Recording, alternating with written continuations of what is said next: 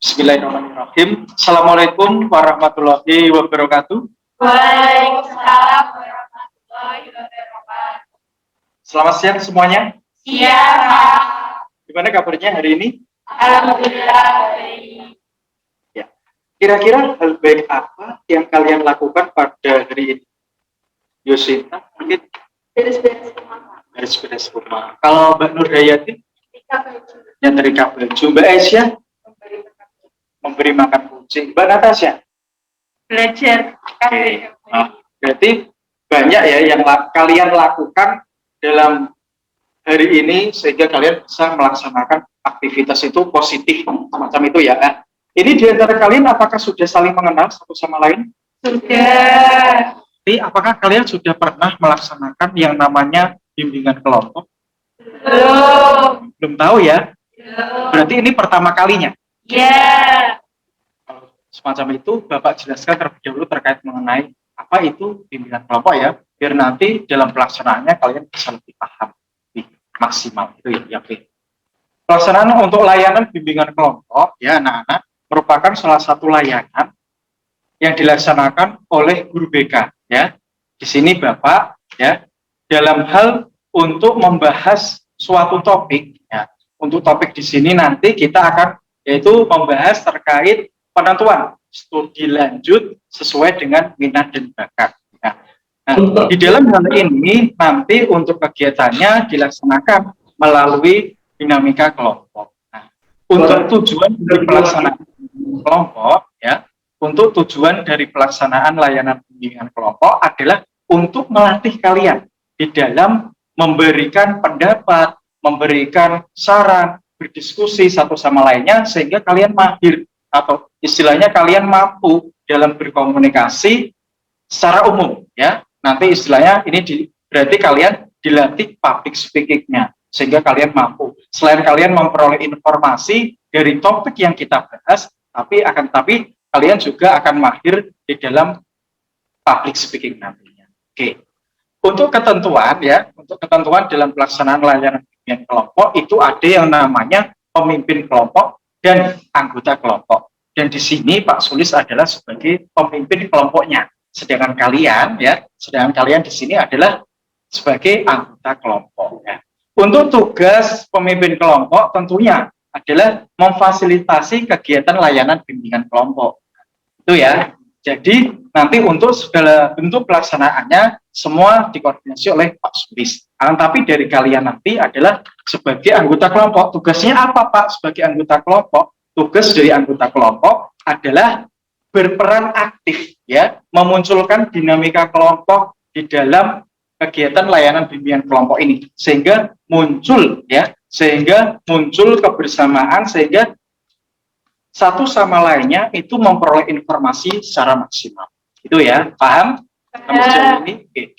Kemarin ya, sebelum pelaksanaan layanan bimbingan kelompok ini, kemarin Bapak sudah membagikan ya, angket inventory minat bakat ya. Nah, Bapak berharap dari angket tersebut nanti kalian bisa mendiskusikan dengan teman-teman kalian di sini ya, untuk bisa memberikan apa istilahnya saran dan masukan dari teman kalian terkait penentuan studi lanjut sesuai dengan bakat dan minatnya.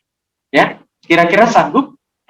Sanggup ya. Oke. Kalau semacam itu, kalau kalian memang sudah siap untuk melaksanakan layanan bimbingan kelompok ini, maka dari itu Bapak persilahkan untuk kalian bisa mempresentasikan terhadap hasil angket bakat minat yang kemarin kalian kerjakan. Oke. Kalau begitu dimulai dari Mbak Yosinta ya.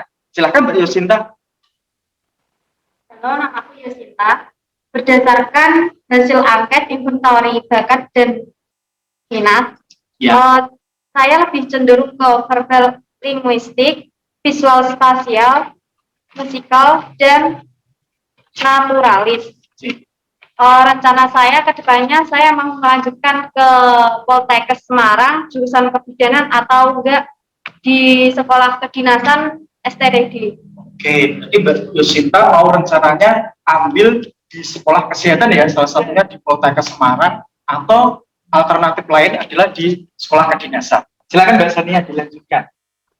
Saya akan melanjutkan di jurusan Kesehatan masyarakat. Kesehatan masyarakat Undip. Berarti kalian pada dasarnya di sini sudah mempunyai gambaran ya terkait mengenai jurusan-jurusan yang kalian ambil. Nah, otomatis salah satunya hal itu bisa muncul karena kalian kemarin sudah mengidentifikasi terkait mengenai bakat dan minat kalian. Gitu ya. Oke, untuk bisa memperdalam lagi, Bapak akan menayangkan ya sedikit gambaran terkait mengenai macam-macam perguruan tinggi ya yang ada di Indonesia. Mungkin nanti kalian dengan hal ini bisa lebih jauh lagi istilahnya tahu wah ternyata universitas itu semacam ini, wah ternyata itu politeknik semacam ini, ternyata akademi itu semacam ini dan lain sebagainya. Silahkan bisa ditayangkan. Langsung terjun loh ke dunia profesional. Kalau tadi kita udah bahas program pendidikannya, sekarang kita akan bahas apa aja sih sebenarnya perguruan tingginya. Jadi perguruan tinggi yang pertama adalah universitas. Universitas ini adalah perguruan tinggi yang menyediakan dari tayangan tersebut ya. Dari tayangan tersebut Bapak berharap kalian sudah mempunyai gambaran ya, gambaran terkait kira-kira nanti kalau saya mau masuk kuliah itu mau ambil jurusan apa, mau ngambil universitas, perlu Bapak garis besar bahwa kemarin ya untuk pelaksanaan SNMPTN sendiri ya, untuk SMA 1 Rembang alhamdulillah dari tahun ke tahun itu mengalami peningkatan ya. Untuk kemarin saja untuk jurusan kedokteran ya, kita 3 ya, ada 3 di jurusan kedokteran di Universitas Diponegoro ya. Maka Bapak berharap ya, Bapak berharap dari kegiatan ini nanti kalian bisa termotivasi ya ke depannya sehingga kalian dalam memberikan apa istilahnya langkah-langkah atau apa yang perlu saya lakukan untuk bisa menembus perguruan tinggi sesuai dengan bakat dan minat saya. Macam itu ya. Oke, dipahami? Oke, kalau semacam itu, mari untuk kegiatan ini kita diskusi ya terkait mengenai hasil angket inventory yang telah kalian isi kemarin. Mungkin Mbak Aisyah? Menurut saya itu tidak berkaitan ya antara inventory realistik dengan jurusan yang dipilih. Soalnya kan tadi itunya investigatif dan sosial. Kan berarti tidak berhubungan dengan biologi kan kayak untuk yang realistis ya. Jadi menurut saya itu ambil jurusan yang berhubungan dengan sosial seperti dokter atau kesehatan masyarakat. Dokter dengan kesehatan masyarakat. Untuk tes bakatnya gimana Mbak? Tes bakatnya saya naturalis dan logis matematis. Naturalis dan logis matematis. Ada teman yang lain yang bisa memberikan masukan? Ada? Ya, Mbak Aisyah. Ya, silakan. Bahasa, oke bahasa. Karena tadi mendapatkan tes bakat ya, bakat ya dengan hasil investigasi dan sosial. Menurut saya, biologi biasanya kita akan terpatok pada sebuah konsep.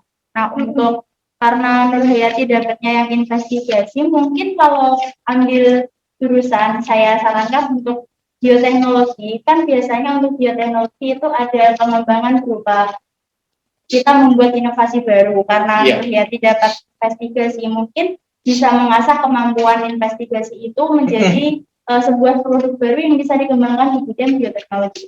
Ada masukan yang lain? Mbak Natasha mungkin? Hampir sama dengan menurut saya itu, saya berpikir hampir sama dengan Mbak Gila juga. Untuk Yosinta itu bakatnya memang lebih condong ke bagian kesehatan dan perawat dan sebagainya. Namun minatnya tidak sesuai dengan jurusan yang dia pilih. Jadi menurut saya, menurut katanya ya. Gimana Mbak Natasha? Tapi tadi kan saya sudah melihat video dari Pak Soli yang berkaitan dengan minat bakat. Menurut video tersebut, kita tuh kalau misal antara bakat dan minat ini tidak sesuai, maka pilihlah minat. Karena bakat itu bisa diasah, tapi kalau minat itu memang minat kita sendiri. Jadi, gimana Mbak Yosinta? Setuju? Apa yang disampaikan Mbak Natasha? Ya, kurang setuju. Sekarang Mbak Natasha coba ungkapkan hasil dari angket inventory minat bakatnya. Kalau hasil saya ini hasil inventory bakatnya, saya itu menonjol di bagian linguistik, ya. visual, spasial, musikal, dan juga naturalis. Untuk minatnya, saya itu di bagian realistis dan juga konvensional. Dan itu kalau dimasukkan ke diagram ini, seperti 6 ini, itu menunjukkan warna ungu, artinya sudah sesuai. Berarti ada kesesuaian ya? Iya. Ya. Tadi Mbak Natasha rencana mau ambil kuliah di mana? Oceanografi di Universitas Diponegoro. Oceanografi di Universitas Diponegoro. Setahu Mbak Natasha, oceanografi seperti apa? Dengan laut, kita melakukan penelitian di laut, meneliti air laut dan gelombang. Oke, ya, itu ya. Jadi selama kalian memilih atau menentukan jurusan itu, kalau bisa, itu kalian harus tahu, ya. Harus tahu apanya? Harus tahu track record dari atau istilahnya track record dari jurusan yang nanti kalian ambil, ya. Nah, selain itu kalian harus juga mempunyai wawasan terkait mengenai jurusan tersebut, ya. Jadi jangan asal memilih saja, ya. Jangan asal memilih jurusan saja, tapi sesuaikan, ya. Sesuaikan dengan bakat minatnya tadi tentunya, dan yang pasti prospek ke depannya. Itu kan, ya, semacam itu. Bisa menyimpulkan. Kalau Mbak Natasha sendiri? Saya kesimpulan dari kegiatan siang hari ini kegiatannya sangat positif sekali ya Pak. Iya. Terima kasih juga untuk Pak Sulis karena Sama-sama. Setelah mengikuti kegiatan ini, jujur saya pribadi menjadi tahu pentingnya menentukan minat dan bakat untuk jurusan yang akan kita pilih ke depannya. Jadi benar-benar sudah menentukan jurusan tentu sudah minat dan bakat, maka kita ke depannya juga akan lebih mudah dalam menjalani kuliah kita, menjalani pekerjaan kita nantinya dan sebagainya. Ya. Terima kasih. Itu ya. Terima kasih kepada kalian yang sudah menyampaikan apa istilahnya, memberikan masukan, memberikan saran ke teman-temannya, sehingga teman-teman semuanya di sini sudah agak sedikit tercerahkan ya terkait mengenai jurusan dan minat yang nantinya akan dipilih setelah lulus dari SMA. Ya, baik. Istilahnya karena waktu kita sudah itu ya hampir habis ya. Ya, kalian sudah istilahnya sudah mempunyai gambaran ya terkait mengenai nanti kedepannya apa yang kalian tentukan dalam pemilihan studi lanjut kalian. Ya, ini baru step awal ya namanya. Ini baru step awal. Nanti masih banyak step-step yang harus kalian lakukan. Ya, tidak hanya cuma mempersiapkan dari segi jurusan saja, akan tetapi usaha ya, usaha nanti yang harus kalian sikapi untuk bisa mencapai ya, untuk bisa mencapai jurusan yang nanti kalian pilih. Dengan cara seperti apa? Bisa dengan mempersiapkan UTBK besok. Kan kita tidak bisa berharap 100% pada SNMPTN, ya kan? Nah, kita perlu mempersiapkan kemampuan kita secara akademik kita untuk menghadapi UTBK SBMPTN. Maka dari itu sedari sekarang Bapak berpesan pada kalian untuk bisa menyikapi hal itu, ya.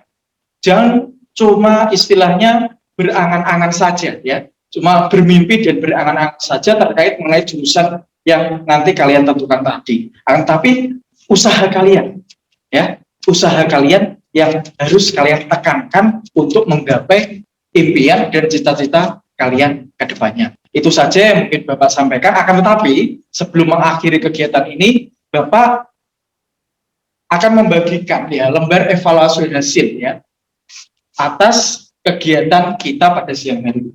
Silakan, ini nanti bisa dikerjakan dan langsung dikumpulkan ke Pak Sulis ya. Silakan berantai.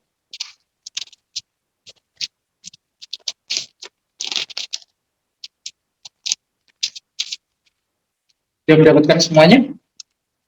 Oke.